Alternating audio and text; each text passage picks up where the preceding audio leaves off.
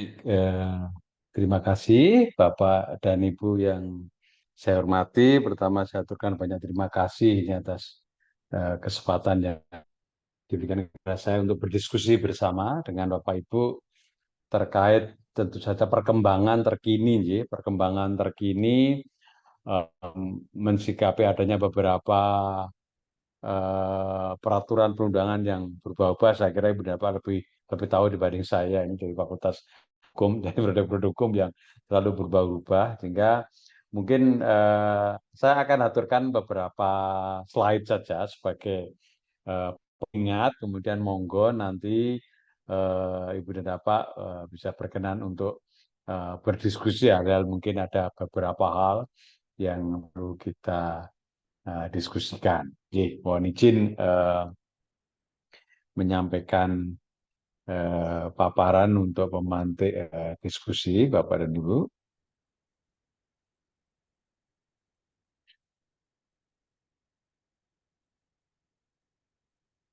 Apakah sudah nampak, Bu Sampun, Harum? Prof. Sampun, nggih. Nggih. Ya, nggih, matur nuwun. Jadi eh, kalau bicara diskusi ISK itu akhir tahun kemarin saya sudah pernah sowan ke hukum, Bu Harum, Ya, Prof. Jadi ya mungkin ini saya akan matur bungkusnya di luar saja, nanti detail monggo, nanti kalau Bunda Bapak berkenan detail ini nanti saya kita rangkum dalam diskusi.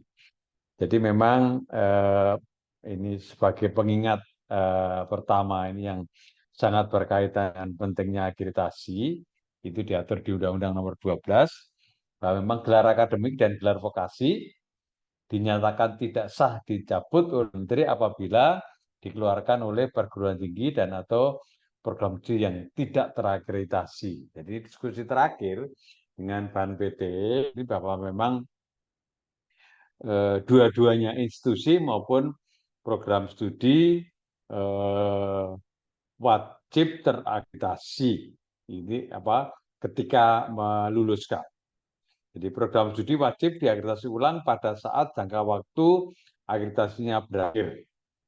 Program studi yang tidak terakreditasi ulang, sebagai dimaksud pada ayat 6, dapat dicabut izinnya oleh menteri. Jadi memang akreditasi ini amanat undang-undang, sehingga memang ada beberapa macam variasi yang kemarin periode kemarin kita lakukan, kita namai dengan perpanjangan akreditasi tanpa pengajuan, kemudian yang tahun ini dengan mekanisme automasi, tetapi tetap perpanjangan akreditasi atau reakreditasi atau akreditasi ulang itu wajib dilakukan. Mereka amanat undang-undang. Kemudian yang terkait dengan peraturan menteri yang baru, Permendikbudristek nomor 53 tahun 2023 kemarin, ini pasal 88 menyatakan bahwa program studi wajib memiliki status terakreditasi sementara, terakreditasi unggul, atau terakreditasi secara internasional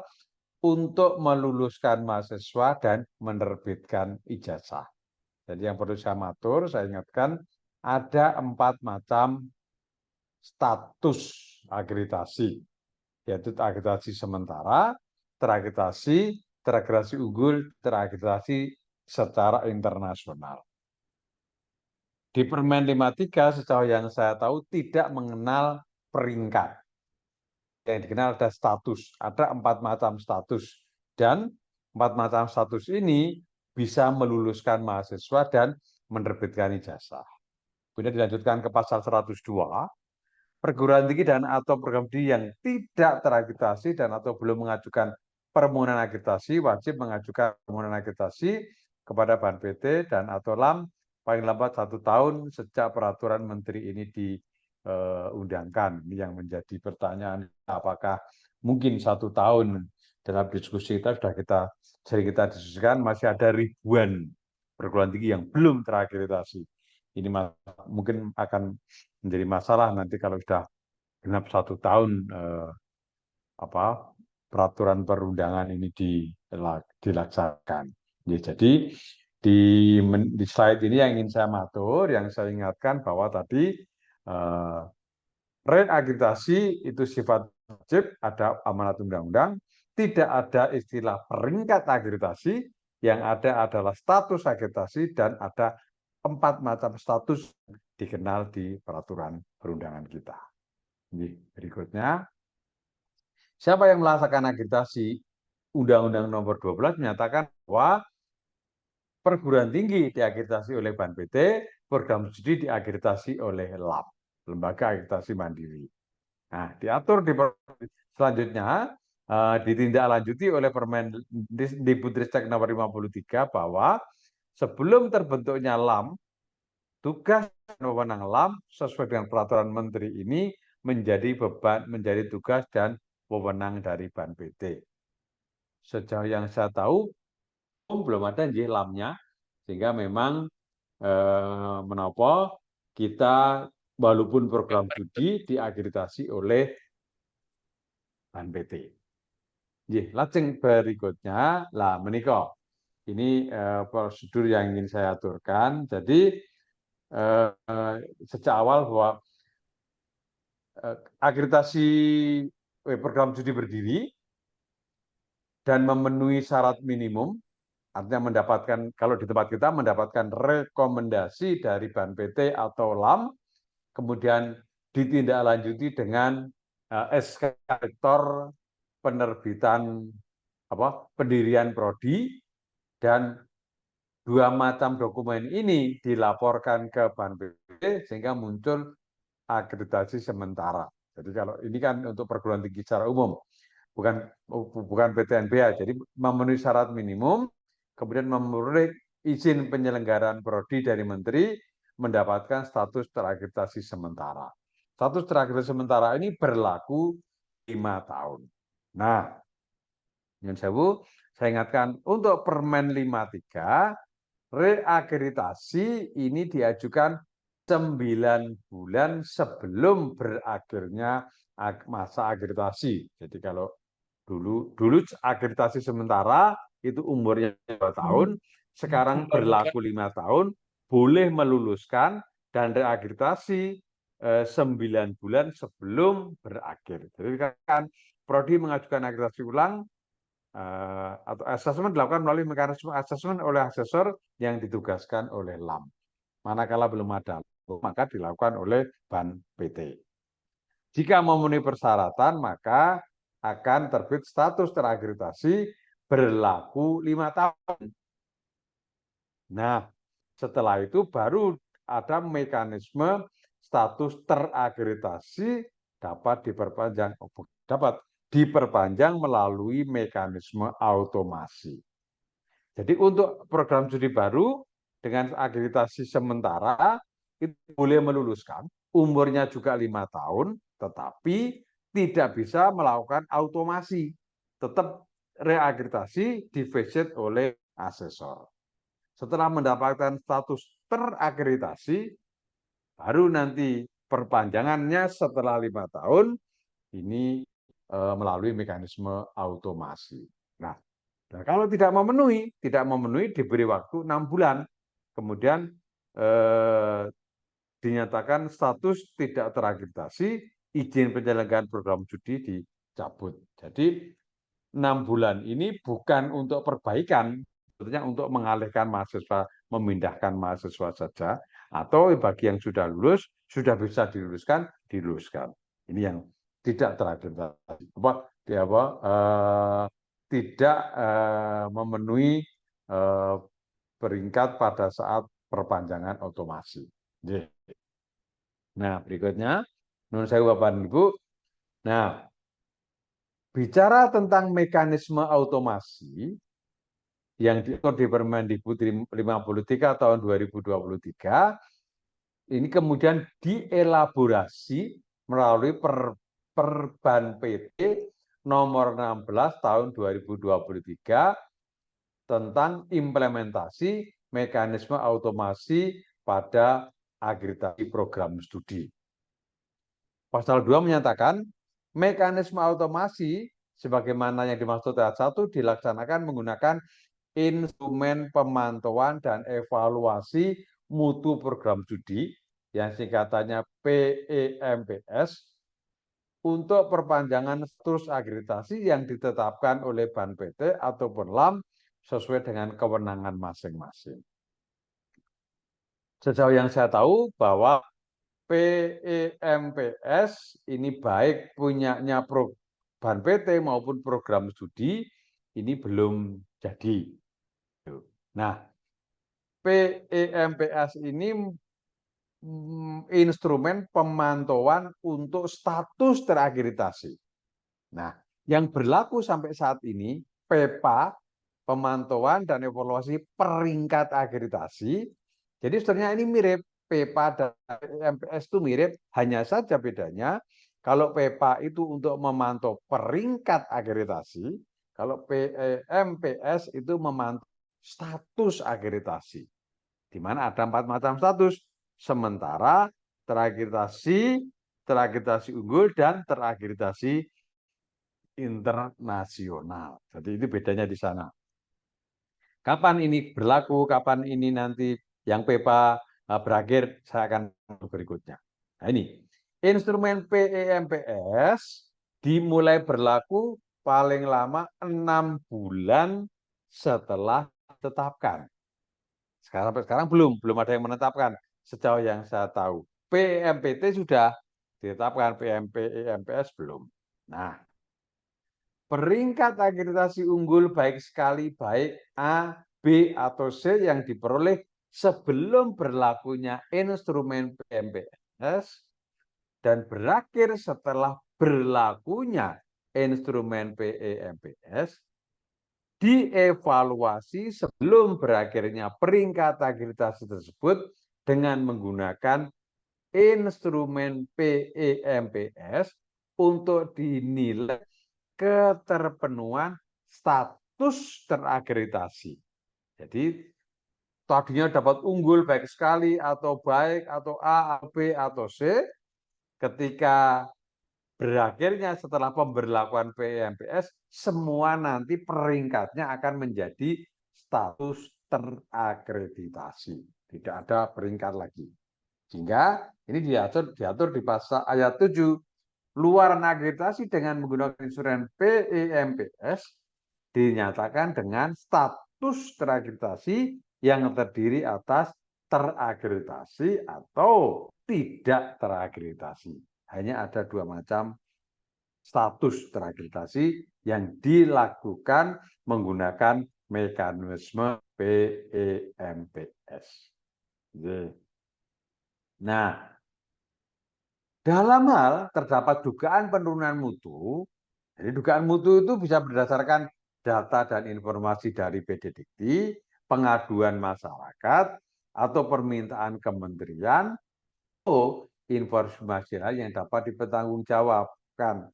Jika ada dugaan penurunan mutu, maka Ban PT atau LAM dapat melakukan akreditasi ulang menggunakan mekanisme assessment oleh asesor. Asesor diterjunkan ke prodi ataupun perguruan tinggi. Waktunya kapan? Dapat dilakukan sewaktu-waktu. Ketika defisit memenuhi entity, maka tetap statusnya terakreditasi. Nah, jika memang ada dugaan penurunan mutu, defisit tidak memenuhi entity, maka Ban PT atau LAM menetapkan masa perbaikan. 1 tahun untuk program studi, 2 tahun untuk perguruan tinggi. Saya ulang, Nun Sewu. Kalau yang terakreditasi sementara tadi di slide sebelumnya ini program studi yang terakreditasi sementara ketika defisit tidak memenuhi, maka langsung di cut off, ditutup. Izin penyelenggaraan program studi dicabut, diberi waktu 6 bulan untuk memindahkan mahasiswanya atau meluluskan bagi yang bisa diluluskan.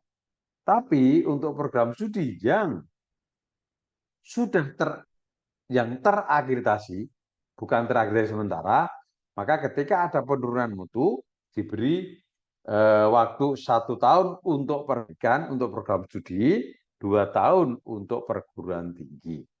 Nah, PT atau program studi yang telah melakukan perbaikan sebelum masa perbaikan berakhir dapat mengajukan akreditasi ulang kepada BAN PT atau LAM. Jika memenuhi, maka akan muncul status terakreditasi. Kalau tidak memenuhi, lagi-lagi diberi waktu 6 bulan untuk meluluskan mahasiswanya bagi yang bisa lulus atau memindahkan mahasiswanya. Kemudian status akreditasinya dicabut, izin dicabut. Oke. Nah, Ibu dan Bapak, apakah ada status akreditasi unggul? Jawabnya ada. Program studi dengan status terakreditasi atau terakreditasi sementara dapat mengajukan akreditasi ulang kepada LAM untuk mendapatkan status terakreditasi unggul. Status terakreditasi unggul diberikan untuk masa berlaku yang ditetapkan oleh LAM. Perpanjangan status akreditasi dilaksanakan dengan mekanisme yang ditetapkan oleh LAM. Jadi kalau belum ada LAM maka dilakukan oleh BAN PT. Nah, menikah Ibu dan Bapak, akreditasi oleh LAM dilakukan untuk menentukan kelayakan program studi atas dasar pemenuhan SNDikti atau pemenuhan standarnya LAM. Standarnya LAM harus lebih tinggi tingkatannya dari SNDikti dan cakupan kriterianya dapat lebih luas dari SNDikti. Standar LAM ditetapkan oleh LAM setelah mendapatkan persetujuan dari BAN PT. Nah, luaran akreditasi oleh LAM dinyatakan dengan status terakreditasi. Status terakreditasi terdiri atas terakreditasi atau terakreditasi unggul, terakreditasi jika memenuhi standar SNDikti, terakreditasi unggul jika memenuhi standarnya LAM atau tidak memenuhi dua-duanya sehingga statusnya status tidak terakreditasi. Status terakreditasi memiliki makna program studi memenuhi SNDikti yang saya matur tadi. Status terakreditasi unggul memiliki makna program studi memenuhi standarnya LAM. Status tidak terakreditasi memiliki makna program studi tidak memenuhi atau berada di bawah SNDikti. Nah, nanti baru menyatakan bagaimana akreditasi internasional. Nah, sekarang kita bicara akreditasi internasional diatur di pasal 86. Program studi dapat mengajukan akreditasi kepada lembaga akreditasi internasional. Lembaga akreditasi internasional merupakan lembaga yang diakui dalam persetujuan internasional dan atau lembaga yang melakukan akreditasi lintas negara menggunakan standar yang berlaku secara internasional.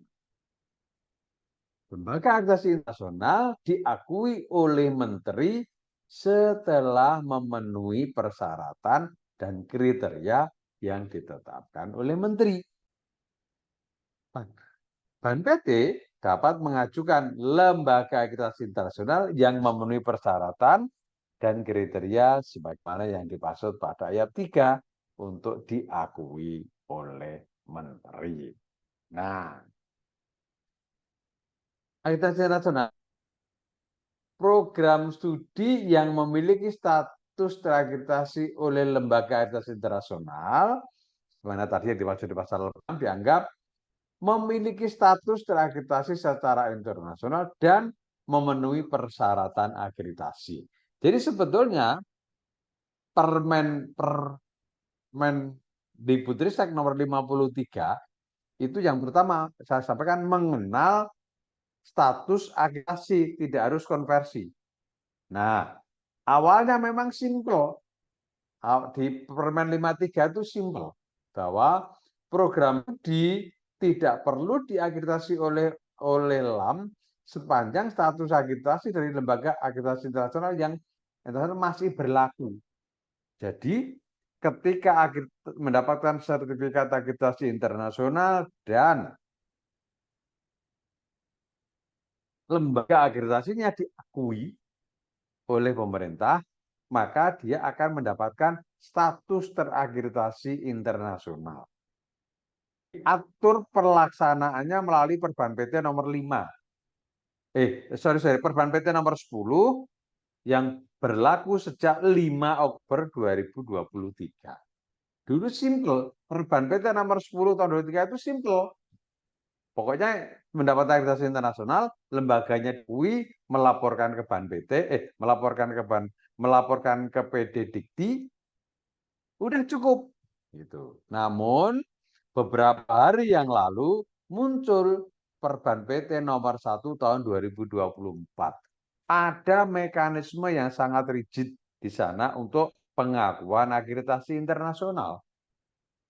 Nanti sebelum visit harus melaporkan, pihak Ban PT akan mengirimkan asesor sebagai observer, kemudian mempelajari sertifikat yang didapatkan. Ini banyak tahapan-tahapannya di Perban PT nomor 1 tahun 2024. Jadi kalau melihat ini sebetulnya lebih enak konversi ke unggul dulu, dengan membuat surat pengantar, mengirimkan sertifikat akreditasinya, dicek oleh Ban PT, diakui, udah keluar. Unggul. Kalau ini enggak, akreditasinya tetap internasional, namun mekanismenya ribet gitu. Program studi yang mendapatkan status terakreditasi dari lembaga akreditasi internasional, namun status akreditasinya berakhir, wajib mengajukan akreditasi ulang kepada LAM. Dalam hal program studi yang tidak mengajukan akreditasi ulang sebagaimana dimaksud pada ayat 3, LAM melakukan akreditasi ulang terhadap program studi tersebut.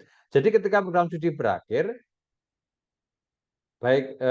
akreditasi program studi berakhir, ini secara otomatis LAM akan melakukan akreditasi, proses akreditasi, dan menunjukkan hasilnya melalui tadi mekanisme automasi tadi. Nah, kapan berlakunya dan kapan proses lama masih berlaku? Ini di paparannya Majelis Akreditasi mengatakan sampai 31 Desember 2024 ini kita masih bisa menggunakan model yang lama. Transisi sampai 16 Agustus 2025 dan instrumen yang baru, aturan yang baru, mekanisme yang baru dimulai 18 Agustus 2025. Jadi apabila, ini kemudian diperkuat, tadi kalau yang ini kan paparan sosialisasi, ini diperkuat dengan surat edaran oleh Ban PT. Nih, yang terbit tanggal 12 Agustus yang menyatakan bahwa ini sehubungan telah terbitnya Perban nomor 53 tentang penjaminan mutu dan 3 hasil koordinasi DWE dengan Direktur Kelembagaan Dirjen Dikti pada 5 September 2023 disampaikan dapat sebagai berikut. 1. Seluruh proses akreditasi termasuk pemantauan dan evaluasi peringkat akreditasi PEPA, konversi peringkat akreditasi, dan penyetaraan sertifikat akreditasi internasional program studi masih dilakukan dengan instrumen lama hingga 16 Agustus 2025. Kenyataannya, ini teorinya, kenyataannya per 5 Oktober kemarin internasional sudah tidak dilaksanakan lagi. Hanya pemberlakuannya dipercepat. Batas akhir cut-off pengajuan proses akreditasi dengan instrumen lama pada tanggal 31 Desember 2024. Ban akan menyelesaikan instrumen dan sistem akreditasi baru paling lambat 31 Desember 2024. Sosialisasi instrumen baru akan dilaksanakan pada tanggal 1 Januari sampai 16 Agustus 2025. Instrumen akreditasi baru akan berlaku efektif pada tanggal 18 Agustus 2025. Ini. surat edarnya seperti ini. Oleh karena itu Bapak dan Ibu, jika kita akan melakukan PEPA, jadi saya matur tadi, PEPA model yang lama dengan persyaratan 7, 8 dari 9 instrumen ini, maka masih tetap berlaku sampai 31 Desember 2024. Ke-7 tadi, ke-8 mohon maaf, ke-8 diantaranya penurunan jumlah mahasiswa baru untuk program sarjana sampai magis. Program sarjana, diploma sampai sarjana, itu penurunannya tidak boleh lebih dari 30%. Untuk program magister dan doktor itu tidak penurunan, tapi jumlah mahasiswa sama dengan 10 itu 5 tahun terakhir. Itu yang pertama. Kemudian kecukupan dosen penghitung rasio DPR. Jadi siapa itu DPR? Dosen yang mengajar di program studi yang memiliki NID atau NIDK. Kalau untuk program sarjana itu dosennya lebih besar atau sama dengan 12, untuk program doktor dan dokter terapan lebih besar atau sama dengan 5.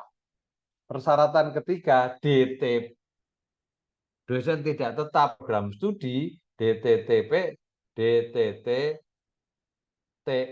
PS, ini tidak boleh lebih 40%. Nomor 4, rasio jumlah dosen penghitung rasio yang memiliki NDDN dengan saya ulang, nomor 4, rasio jumlah mahasiswa terhadap DPR itu adalah untuk program sarjana itu 1:40, untuk program doktor 1:10 maksimal. Kemudian yang kelima, penurunan lulusan sama untuk diploma dan sarjana, itu waivingnya tidak boleh lebih 30%. Untuk program magister, itu jumlah lulusan itu sama dengan 6, program dokter juga sama dengan 6. Kemudian yang keenam, kualifikasi akademik DPR yang memiliki NIDN dan NIDK yang berkualifikasi doktor, itu kalau program untuk program sarjana dan sarjana terapan, untuk akreditasi unggul itu tidak boleh kurang 25%. Untuk kalau magister dan doktor harus doktor memang. Kemudian yang ketujuh, jabatan akademik. Hati-hati Bapak dan Ibu, jabatan akademik itu dihitung dari lektor. Jadi guru dihitung sampai lektor. Jadi guru besar, lektor kepala, lektor. Sehingga singkatannya PGBLKL. Jadi untuk program sarjana ini guru besar lektor kepala dan lektor ini tidak boleh kurang dari 30%. Kemudian untuk program doktor masih ditambahkan minimal memiliki 2 orang guru besar. Kemudian yang ke-8 dan yang ke-9 ini pilihan. Boleh milih salah satu. Akan memilih ketepatan lulusan tepat waktu atau akan memilih keberhasilan studi. Kalau kelulusan tepat waktu itu untuk program sarjana batas waktunya 4 tahun, itu tidak boleh kurang dari 40. Kalau keberhasilan, untuk program doktor, ini tidak boleh kurang dari 30%. Kalau yang ke-9, keberhasilan studi, kalau dulu tuh Mas sarjana itu 7 tahun. Jadi yang lulus 7 tahun tidak boleh kurang dari 70%. Untuk program doktor itu dulu berapa? 7 tahun juga. Ini tidak boleh kurang dari 50%. Jadi instrumen PEPA ini ini masih berlaku sampai sekarang karena PMPE-MPS-nya belum jadi sampai sekarang, belum disahkan. Kalau yang untuk perguruan tinggi malah sudah jadi diatur melalui peraturan Badan Akreditasi Nasional Perguruan Tinggi Perban PT nomor 5 tahun 2024 tentang instrumen pemantauan dan evaluasi mutu perguruan tinggi untuk perpanjangan status terakreditasi melalui mekanisme automasi. Saya kira terkait kondisi terkini ini seperti ini Bapak dan Ibu, monggo kalau yang berkenan untuk diskusi saya persilahkan, atau nanti kalau ada yang menghendaki paparan lagi terkait PEPA, monggo saya siapkan juga materi terkait PEPA. Oke, matur nuwun atas perhatiannya. Waktu saya kembalikan kepada Bu MC. Matur nuwun. Matur nuwun Pak Prof Hartanto. Monggo, sebelum nanti apa dari masing-masing prodi, sedikit informasi saja, Prof. Mungkin saya sharing sebentar untuk Nggih, nggih. perlihatkan ini kondisinya sekarang. Ya. Mungkin nanti Nggih. prodi bisa update juga nggak kalau sudah misalkan yang Jakarta itu kita sedang menunggu apa namanya sertifikat kemarin kalau misalnya Bu Nini atau Mbak Eka ada update gitu. Jadi ini periode akreditasi kami ada 8 prodi, 1 doktor, Nggih. 6 magister, 1 sarjana.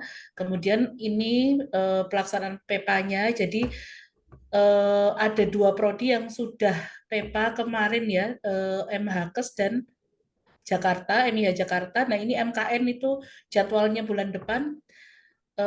Kemudian menyusul yang lainnya. Nah, kemarin memang pertanyaannya adalah ada 2 prodi SH dan MIH itu kami sudah FIBA, sedang menunggu sertifikatnya. Nah, ini kemarin sempat bingung apakah kita perlu ESK juga atau baiknya atau bagaimana karena kemarin ada info dari kampus lain kok ternyata FIBA itu kan tidak di ini lagi ya Prof, tidak di apa tidak ada di daftarnya lah untuk akreditasi internasional itu. Nah, khusus untuk MHKes Magister Hukum Kesehatan itu karena kemarin kami akreditasinya B itu kami mengajukan lagi untuk reakreditasi untuk naik ke A. Jadi nanti juga mohon masukannya. Ini kebetulan Mbak Rima dari Kaprodi MHKes sepertinya belum hadir, jadi nanti kami sampaikan juga mohon kalau ada masukan untuk itu. Monggo Bapak Ibu Kaprodi, Sekprodi, Bu siapa tadi ya? Bu Desri, Ya, monggo. terima kasih Bu Arum. Selamat siang Prof. Hartanto. Siang Ya, Bu Destri. ya sepertinya waktu di Hotel Porta itu kita juga sudah membahas ya terkait dengan PEPA ini. Nah, ini mohon maaf ketika tadi paparan dari Prof. Hartanto, kita memang masih agak bingung, Prof, karena tadi seolah-olah diawali dengan kondisi ketika suatu prodi itu belum terakreditasi, begitu ya. Artinya dari prodi yang memang baru berdiri, begitu ya. Jadi terakreditasi sementara dan seterusnya. Sedangkan kondisi kami saat ini kan tadi ya sudah terakreditasi A gitu. Kemudian isu yang berikutnya, dulu kalau saya tidak salah menangkap Prof, itu kan apakah prodi itu sudah pernah melakukan perpanjangan otomatis atau belum?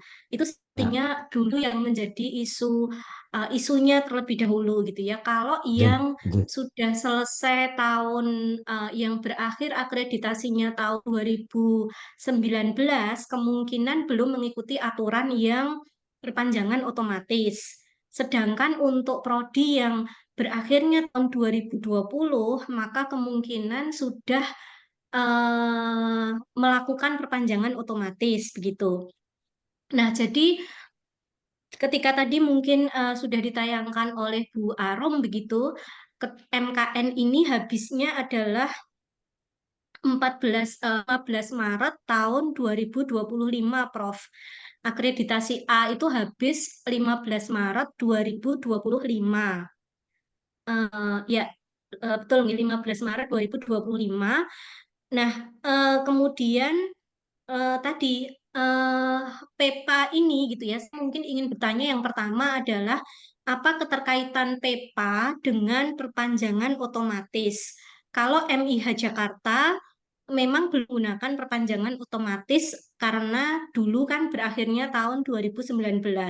Sedangkan MKN ini sudah melakukan perpanjangan otomatis. Jadi yang 2020 sampai 2025 informasi dari Bu Dekan termasuk pengelola sebelumnya itu sudah melakukan perpanjangan otomatis. Sehingga pertanyaan saya yang pertama adalah sebenarnya kaitan antara PEPA dengan perpanjangan otomatis ini seperti apa?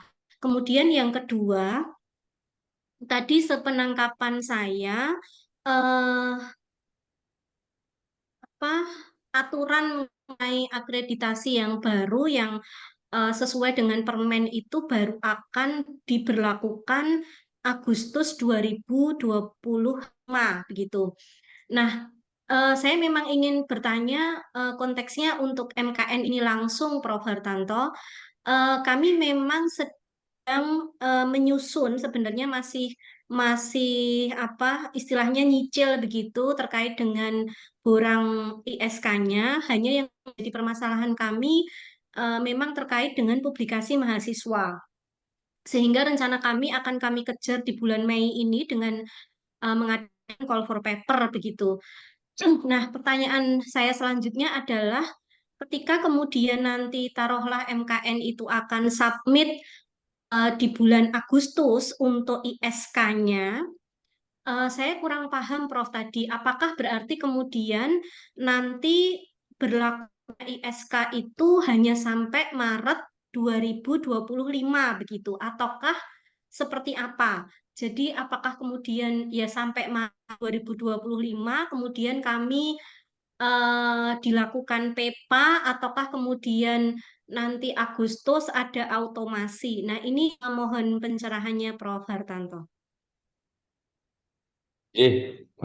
Siap, matur nuwun Bu Destri. Kita bicara, kita diskusikan dulu aturan yang sekarang berlaku. Jadi aturan yang sekarang berlaku bahwa PEPA ini instrumen untuk perpanjangan otomatis.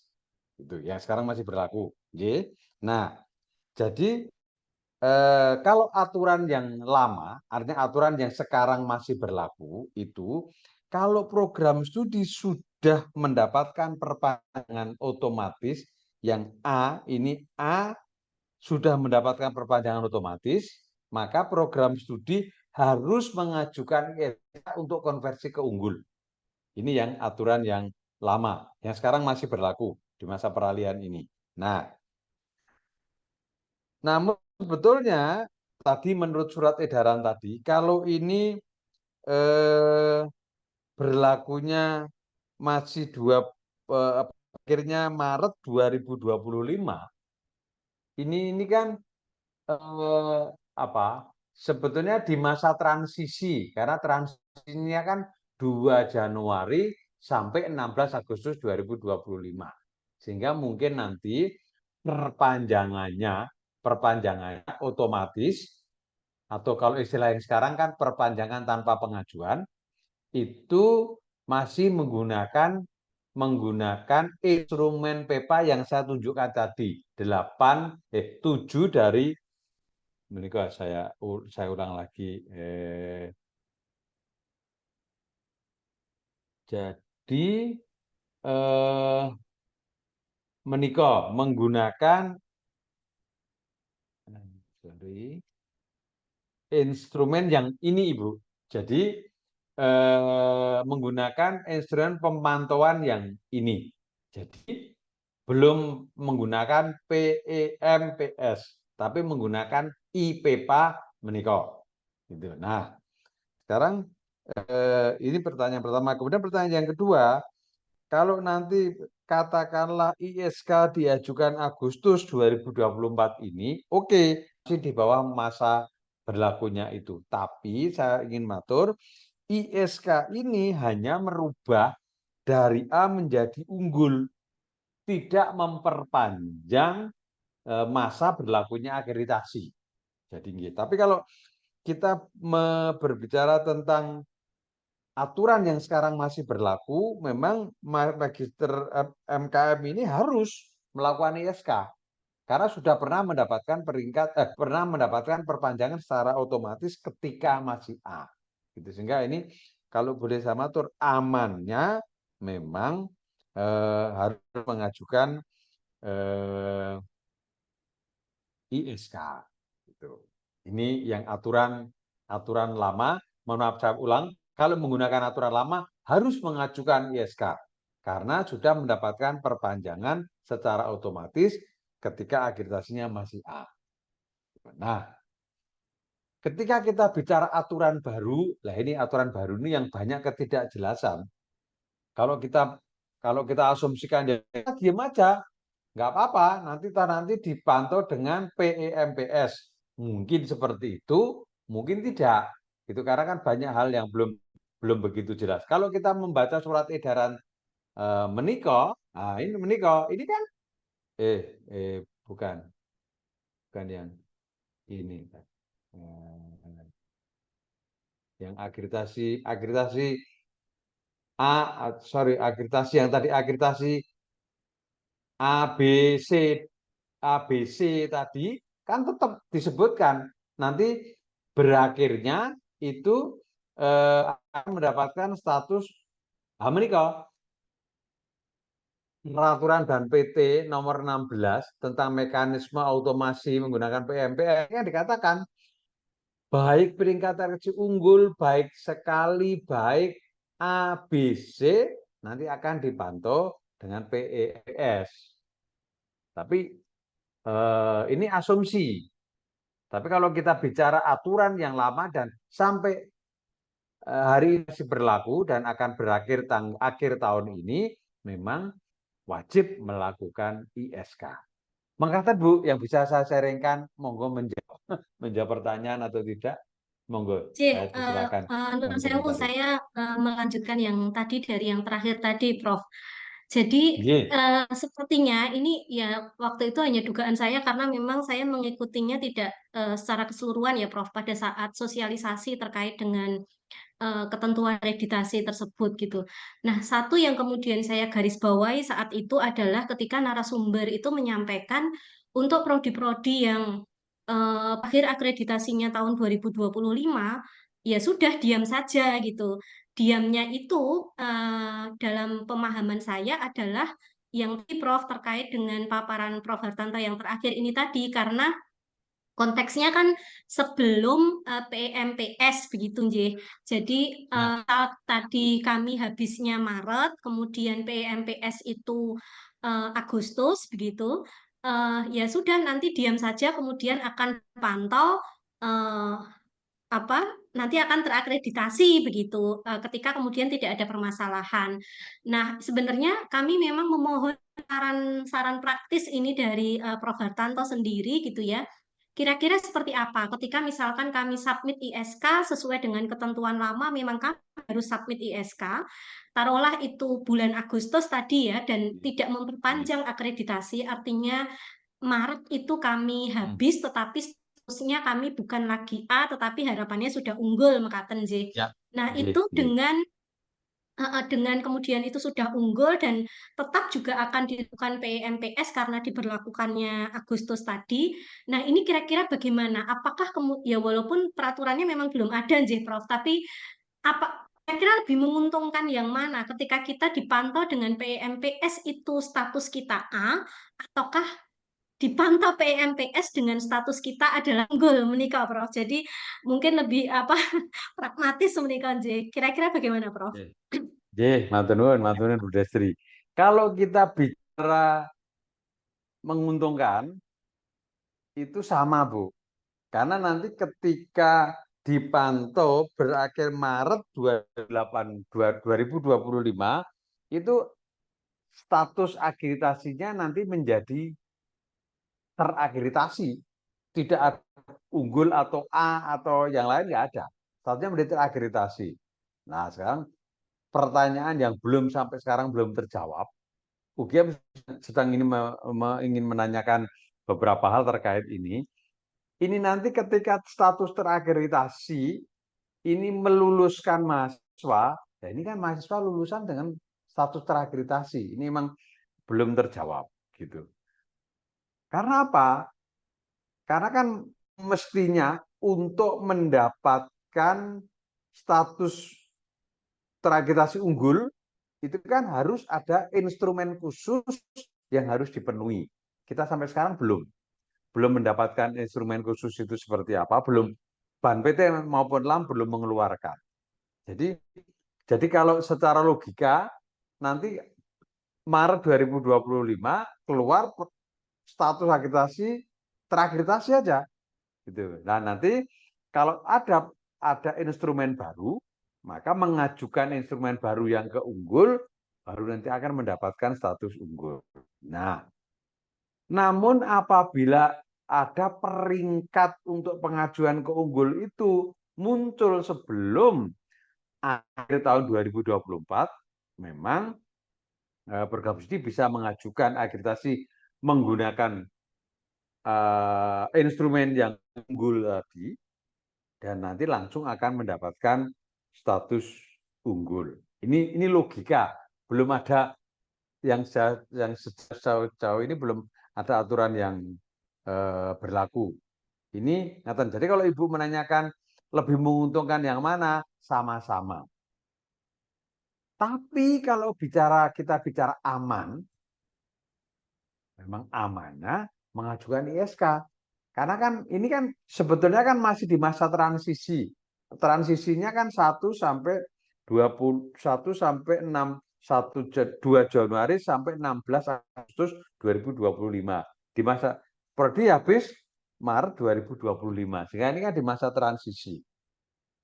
Nah, sehingga Ibu saya sampaikan, kalau bicara untung, logika saya nggak sama-sama. Tidak ada yang lebih menguntungkan. Tapi kalau kita bicara aman kalau mengajukan ISK. Karena kalau aturan yang lama kan harus, karena sudah diperpanjang secara otomatis.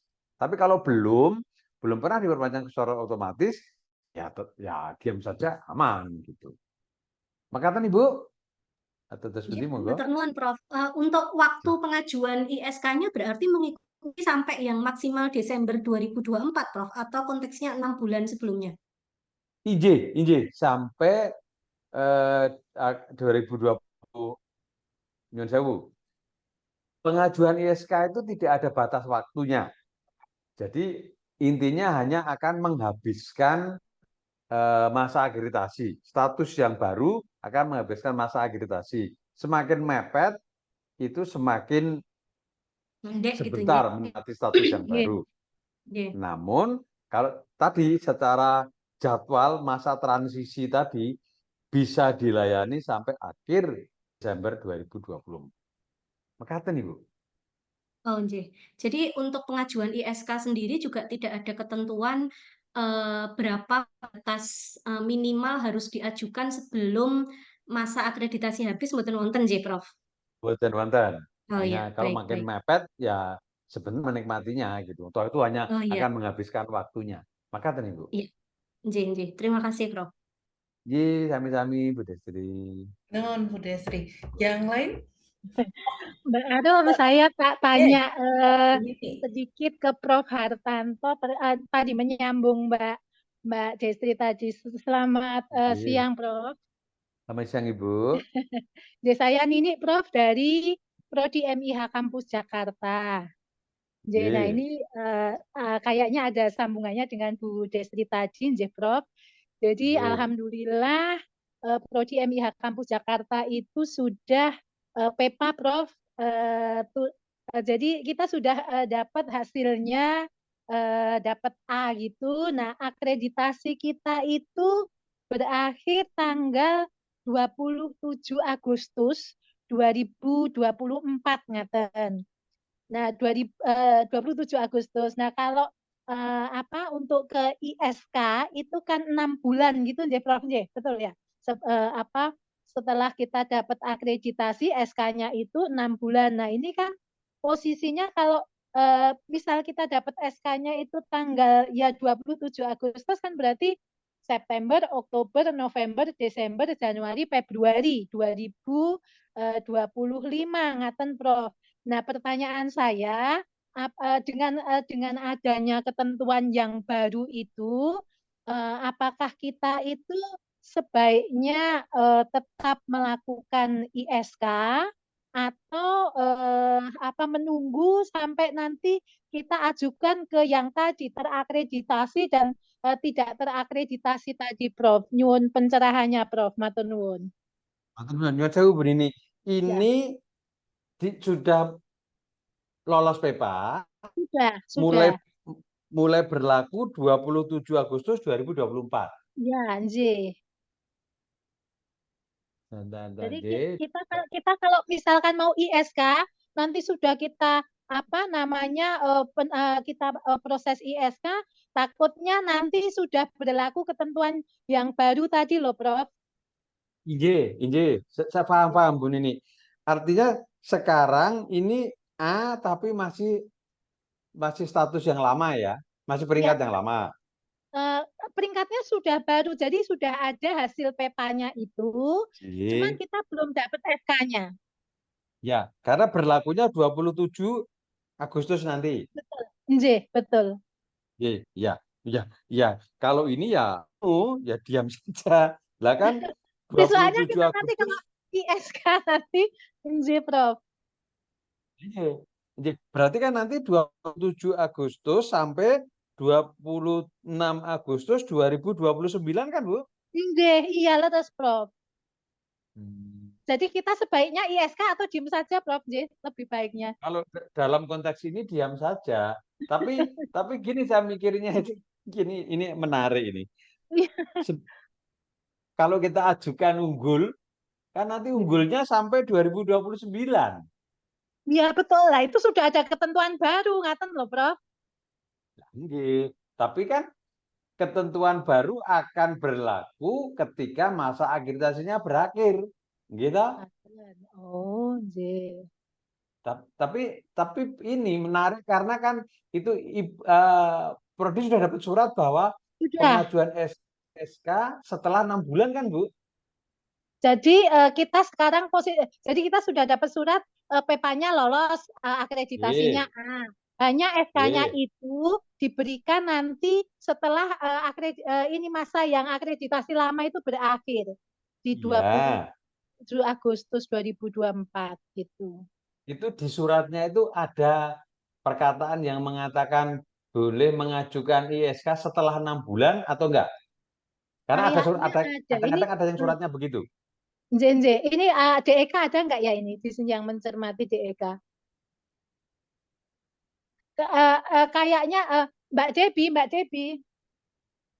Kalau misalkan ini Prof, saya kok waktu baca itu ada ya 6 bulan itu mengajukan ISK. Iya. Kalau misalkan ada perkataan seperti itu seperti apa Prof sebaiknya? Ya, berarti kan tetap nggak bisa kan, Bu, 27 Agustus ditambah 6 kan sudah 2025. Sudah J, nggak bisa mengajukan ISK. oke, J. Nah, tapi gini loh, saya cuma Ya, mikirnya kan nanti kalau secara teorinya, Bu, teorinya itu kan nanti akreditasi kan akan akreditasi itu kan terakreditasi saja. ya. Kalau menjadi unggul itu Hmm. kan harus bayar, gitu loh. Hmm. Bukannya bukannya bukannya sekedar bayar, tetapi kan menggunakan instrumen baru. Instrumen Gitu. lagi, J. Nah, sebetulnya kalau ini Agustus, setelah Agustus ini dicoba aja mengajukan ISK, kalau Ya, kalau ya. lolos kan menikmati unggul sampai 2029. Ini yang saya matur menarik tadi sebetulnya. Tapi J, J. memang ada surat yang menyatakan setelah 6 bulan. Tapi kalau ini bisa diproses, Iya. jadi prodi akan menikmati unggul itu sampai 2029. Sementara program studi lain ini kan istilahnya berdarah-darah untuk memenuhi memenuhi peringkat unggul menggunakan instrumen yang baru. Nah, ini untungnya di sini, Bu. Ini Oke, saya ini JJ. Iya. Jadi sebenarnya posisi prodi MIH Kampus Jakarta itu bisa memanfaatkan yang lama ini untuk ini apa yang kalau yang terakreditasi unggul itu kan pakai harus pengajuan lagi ngaten nggih, Prof. IJ mengajukan pengajuan lagi menggunakan instrumen yang Yang baru. baru. Oke, Nah, nggih. kita belum tahu instrumen yang baru itu seberat apa gitu loh. Baik, Kalau ini baik. bisa unggul kan bisa menikmati instrumen lama sampai 2029. 2029. Oh, JJ. Ini Iya, ini iya, menurut saya iya. ini logika saya, Bu. Ya, tapi apakah unggulnya kita itu nanti bisa dipersamakan dengan unggulnya yang terakreditasi unggul, Prof? Jadi kita kan unggulnya di PEPA ini ya, PEPA ISK lah maksudnya. ISK. Unggulnya ISK ini apakah nanti bisa dipersamakan dengan unggulnya yang terakreditasi tadi, Prof, kira-kira? Kalau kira-kira ya, Bu, kira-kira ya nggak ada, Ya, belum ada dasar hukumnya. Itu ya. kan kemarin ketika kita mengundang Prof. Ari itu kan mengatakan seperti itu tuh, akan diproses dengan menggunakan instrumen baru ketika masa akreditasi berakhir. Sudah Sehingga berakhir. nanti Oh, iya, iya. ini kalau nanti bisa unggul, ya tetap namanya unggul sampai 2029. Orang Baik, masyarakat atau pengguna tidak akan tanya betul. ini unggulnya dengan instrumen lama atau kan enggak. Iya, iya, betul. Intinya sama Iya. unggul sampai 2029. Menikah yang menarik bagi saya, Bu. Iya, iya. Baik, Inje, matur nuwun Prof. Hartanto. Jadi coba ya kita nanti akan ikut ISK saja. Kalau misalkan itu unggul bisa sampai 2029 ya alhamdulillah, Inje. Alhamdulillah, betul Iya. sekali, Inje, Iya, Bu. iya. Matur nuwun Prof. Sedikit matur sedikit nuwun. menambahi Bu Nini, nggih. Jadi kami kemarin yang sudah sempat melihat rincian borang ISK-nya itu dengan PDIH dengan Pak Khotib itu memang tidak begitu ribet ya, dan nanti ada satu bagian yang jamiah yang akan mengisikan yang sefakultas lah. Kemudian nanti saya agak lupa nanti, tapi hanya sedikit saja, kalau nggak salah hanya berapa, nggak sampai 10 item, bukan item ya, apa sih? Hanya 4, Bu. Instrumen Hanya G, 4 item. Hanya simple itu. Simple kok Bu Nini. Jadi nanti kami dari Jamiah juga jika Mbak Arum, non sewu itu untuk ISK-nya itu ya, untuk ISK. Borang-borangnya. Ya. Jadi hanya nanti mungkin Pak Khotib bisa sharing juga yang sudah kita baca kemarin, kira-kira tidak terlalu rumit sebetulnya Bu Dini, dan kami kalau di Jamiah itu kita sedang mengerjakan yang bagian fakultasnya, kemudian nanti bisa paralel dengan prodi. Jadi harapannya kalau mau ISK bareng-bareng bisa semuanya di bulan Agustus ini. Itu harapannya sebetulnya. Cuma nanti kami juga kembalikan ke tiap-tiap prodi apakah mau mengajukan atau tidak. Kalau diperlukan nanti kami dampingi Bu Dini. Terima kasih. Cuman untuk MIH Kampus Jakarta karena terakhirnya itu SK-nya turun itu baru Agustus, ya mungkin ini agak belakang. Agustus plus 6 toh itu. Ya, tapi kalau amannya ya sebelum Desember, Bu. Coba aja sebelum Desember diajukan. Non sewu Pak Hartanto, jadi tidak harus kita menunggu 6 bulan berlalu gitu, enggak ya? Karena kan aturan yang baru masa transisi kan hanya dapat dilayani sampai Desember 2024. Betul. Oh iya, iya, iya. Ya makanya itu makanya saya tadi matur dalam. Kira-kira Pak Haryanto, saya kan dapat SK-nya itu kan Agustus gitu. Agustus ini kan sampai Desember kan hanya September, Oktober, November, 4 bulan ya Pak Haryanto. Itu dimungkinkan jadi belum 6 bulan gitu. Kalau menurut hemat saya kan sebetulnya kan nggak ada pengaruhnya itu ISK. Saya sampai sekarang tidak bisa memahami kenapa kok harus setelah 6 bulan itu, atau mungkin hubungannya dengan data. Jadi makanya saya matur tadi dicoba aja. Kalau diajukan dan alhamdulillah direview dan keluar unggul, kan bisa menikmati 2029 sampai Jin, jin, jin, 2029 matur nuwun. mekaten Ibu. Tapi kalau nunggu Matur 6 nuwun, Pak. bulan nanti sudah lewat Desember sudah tidak akan diproses. Tidak diproses, nggih. Iya. Betul, betul. Nggih, matur nuwun Pak Haryanto. Mas Kotep, Pak Kotep, monggo. Baik, terima kasih Mbak Aum atas waktunya. Sugeng siang, Prof. Hartanto. Selamat siang, Pak Kotip. Ya, ini mau bertanya ya. Kebetulan tadi sudah dimention sama Mbak Aum kaitannya dengan PDIH. Jadi saat ini kami dengan Jamia ini memang sedang berproses untuk menyiapkan dua hal. Yang pertama ISK, jelas ini kami sudah berproses untuk mengkolek data dan menarasikan. Lalu kemudian yang kedua adalah FIBA ini. Nah, terkait FIBA ini memang kenapa kami menyusun? Karena kami mendapat hibah yang tahun lalu, hibah pendampingan akreditasi internasional, dan saat ini sedang tahap finalisasi dokumen. Jadi kami mencoba dua-duanya jalan, tetapi kemudian agak kaget juga ketika kolega kami dari UII gitu ya, yang menyampaikan bahwa ternyata mereka mengalami kesulitan untuk melakukan klaim kaitannya dengan proses FIBA yang mereka sudah berhasil itu. Nah ini mohon sarannya saja Pak Prof. Hartanto gitu kan.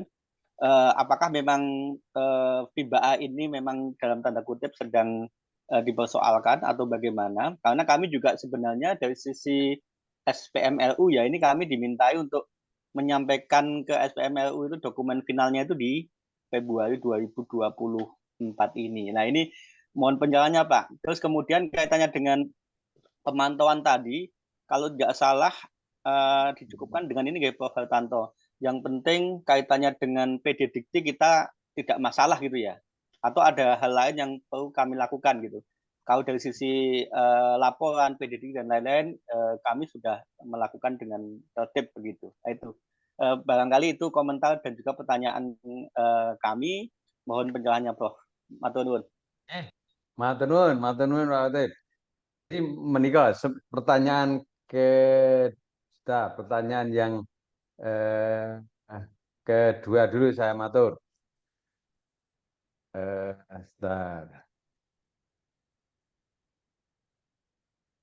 Untuk perpanjangan secara otomatis berlaku sampai 31 Desember 2024 menikah Bapak. Kalau data di PD Dikti terkait 8 dari 7 kriteria ini aman Bapak, udah nggak ada masalah. Tapi nyun saya mohon bener-bener dicek tadi PD Dikti. Jadi kalau 1 sampai 7 dan ditambah 8 atau 9 ini aman, berarti sudah aman, nggak ada masalah. Gitu. Jadi tinggal nunggu saja nanti akan keluar nanti surat lolos PEPA. Kemudian berikutnya yang akreditasi internasional tadi menikah Pak. Saya kira untuk saat ini tidak hanya FIBA.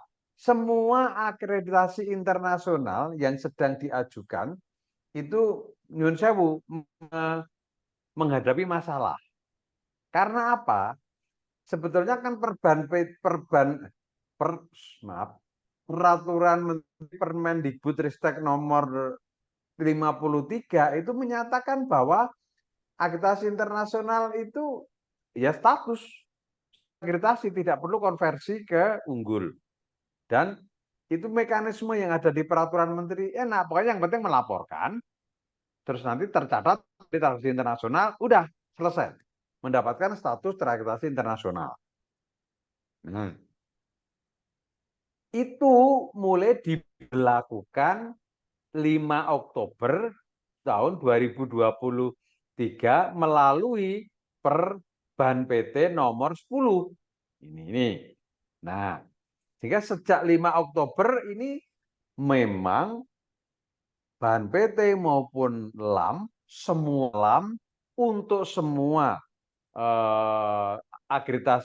lembaga akreditasi internasional tidak lagi dilayani. Nah, kemudian muncul diskusi hebat, sampai kita juga mengundang Ban PT untuk mempertanyakan siapa yang akan mengakui bahwa aksi internasional ini sah Nah, ketika kita mengundang Prof. Ari dan kawan-kawan, dinyatakan bahwa tunggu sebentar, kita akan berdiskusi dengan Prof. Suning, Bu Direktur. Setelah itu muncul ini Perban PT nomor 1 tahun 2024 yang menyatakan bahwa jika program studi akreditasi internasional ini ketika akan visit wajib melaporkan, kemudian nanti ada observer dari Ban PT dan sebagainya. Prosesnya agak ribet yang saya matur tadi. Nah, sekarang pertanyaan berikutnya, lah kalau yang dilakukan oleh PDIH itu mungkin menurut saya aman, Pak. Karena apa? Nanti ketika mau visit, kan Perban PT nomor 1 tahun 2024 lapor ke Ban PT. Ban PT akan mengirim asesor sebagai observer. Kemudian asesor akan menyampaikan reviewnya. Kalau itu oke, maka langsung diakui. Gitu. Nah, sekarang yang pertanyaan yang sekarang muncul, inilah bagaimana halnya dengan status akreditasi internasional yang terbit setelah 5 Oktober sampai Januari 2024 ini menjadi pertanyaan, belum ada informasinya. Sehingga kami di UGM ini kita di UGM akan bersurat ke Ban PT mengenai kejelasan ini. Pertama, kemudian koordinasi penjaminan mutu perguruan tinggi PTNBH ini juga akan mengundang Ban PT. Itu topiknya juga sama persis dengan akreditasi internasional ini akan dilayani oleh Ban PT sejauh yang saya tahu bulan Maret nanti. Gitu. Nah, saya kembali lagi pertanyaan Bapak, kalau menurut saya, mohon maaf sekali lagi, menurut pendapat saya, karena ini baru akan mengirimkan join SAR-nya, saya kira nggak ada salah, Pak. Nanti ketika akan visit, itu kita lapor. Nah, menanggapi isu yang santer bahwa FIBA itu tidak diakui, ini juga menjadi concern semua perguruan tinggi berbadan hukum. Nanti akan kita sampaikan. Kalau sedang berproses, ini seperti apa? Kan tidak mungkin sudah berproses langsung di cut off. Ini mestinya ada ada kebijakan khusus. Seandainya FIBA akan dieliminasi. Nah, sampai sekarang kan memang belum. Tahun kemarin tuh yang santer asin. Terus kemudian isu yang berkembang FIBA. Sehingga itu nyun sewu Pak ya, saya tahu itu baru isu-isu yang berkembang. Nah, bagi kalau pengajuan konversi dari akreditasi internasional ke unggul, memang itu semua terkendala tersentuh, tidak ada mekanisme yang baku sejak 5 Oktober 2023. Mekaten Pak Khotib yang Jadi baiknya ini kita jalan terus ya, Prof. Baik ISK sejauh yang saya tahu jalan, FIBA juga jalan. Injih, sejauh yang saya tahu itu jalan terus. Toh nanti kalau berdasarkan info terkini, berdasarkan Perban nomor 1 ini nggak ada masalah. Gitu. Nanti ketika akan divisit, kita lapor ke Ban PT akan mengirim observer. Gitu. Begitu Terima Bapak. kasih Prof. Terima kasih Prof. Penjelasannya. Matur nuwun ugi, terima kasih juga Pak Khotib.